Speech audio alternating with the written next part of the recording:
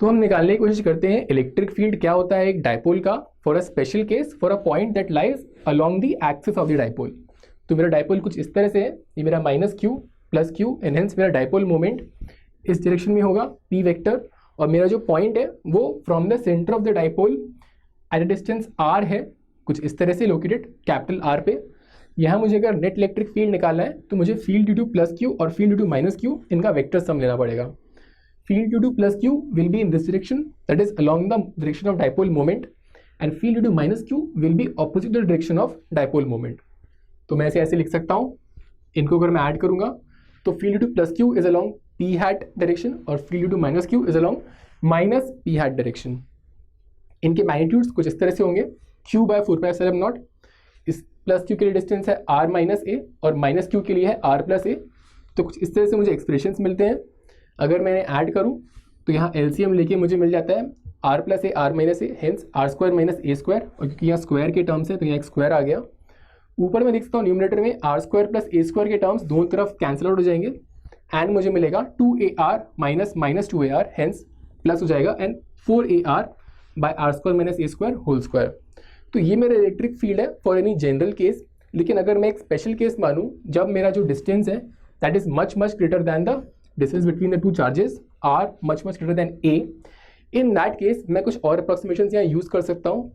ऐसे केस में मेरा a² is further smaller than r², तो मैं इसको यहाँ निगलेक्ट कर सकता हूँ। मुझे यहाँ मिल जाता है r⁴ जो कि ऊपर से कैंसिल होके r³ बन जाता है और मेरा इलेक्ट्रिक फील्ड आता है in this approximation case 4qa p hat by 4πε0 r³। इसको मैं थोड़ा और रिलेट भी कर सकता हूँ। डायपोल मोमेंट का जो मैग्नीट्यूड है that is equal to 2qa, तो इसको मैं 2p वेक्टर भी लिख सकता हूँ क्योंकि 2qa is basically the magnitude and p hat is the direction. So ये p वेक्टर हो गया। So 2p vector by 4πε0 r³। यहाँ मैं देखता हूँ कि जो इलेक्ट्रिक फील्ड है इसको मैं कंपेयर करूँ अगर field due to a point charge let's say +q, तो ये 1/r² वेरी कर रहा है और ये 1/r³ वेरी कर रहा है, यानी ये electric field is falling much faster than the field due to a single point charge. So this is the field to a dipole for the case when the distance is much greater than the distance between the two charges.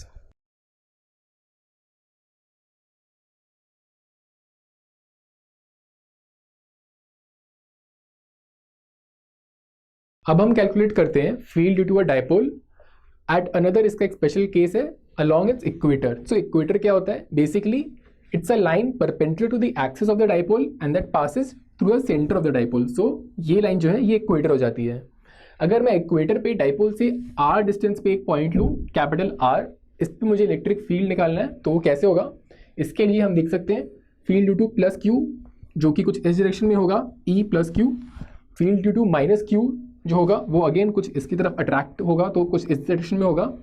यहाँ हम देख सकते हैं कि जब हम इन दोनों fields का वेक्टर सम लेंगे हम बेसिकली इनके कंपोनेंट्स लेंगे, तो नेट इलेक्ट्रिक फील्ड में जो y कंपोनेंट है अगर हम उस पर गौर करें तो +q का y कंपोनेंट इस डायरेक्शन में है, ई फील्ड टू -q उसका जो y कंपोनेंट है वो इस डायरेक्शन में है। ये दोनों ही फील्ड का अगर मैं मैग्नीट्यूड कंसिडर करूँ, क्योंकि ये सिमेट्रिक केस है, इन दोनों केस में जो फील्ड है q/4πε0 r² से वेरी करता है, दोनों केस में मैग्नीट्यूड बराबर होगा, hence along the y direction net field 0 हो जाएगा। And along the x direction अगर मैं देखूँ ये एंगल अगर थीटा है तो ये एंगल भी थीटा होगा और इन दोनों ही फील्ड का जो x डायरेक्शन के अलॉन्ग कंपोनेंट है वो एड अप हो जाएगा। तो मेरा जो नेट फील्ड आएगा वो कुछ इस तरह से होगा।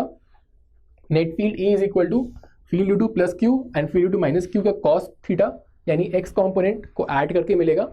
उसकी जो डायरेक्शन है अगर वो मैं कंसिडर करूँ तो मेरा डायपोल मोमेंट की डायरेक्शन कुछ इस तरफ है -q टू +q, और जबकि मेरा जो फील्ड है वो उसके ऑपोजिट डायरेक्शन में है, हेंस वो -p hat हो गया।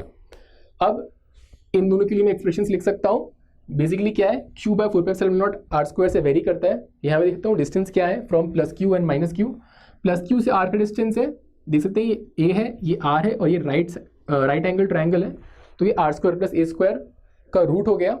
हेंस मुझे ये एक्सप्रेशन मिल जाएगा 1/r² + a² plus 1/r² + a² जो कि एडअप हो जाएंगे और मुझे ये मिल जाएगा। यहाँ cos थीटा को भी मैं a और r के टर्म्स में लिख सकता हूँ। cos थीटा क्या हो गया? Basically base by hypotenuse, so a divide by √r² + a²।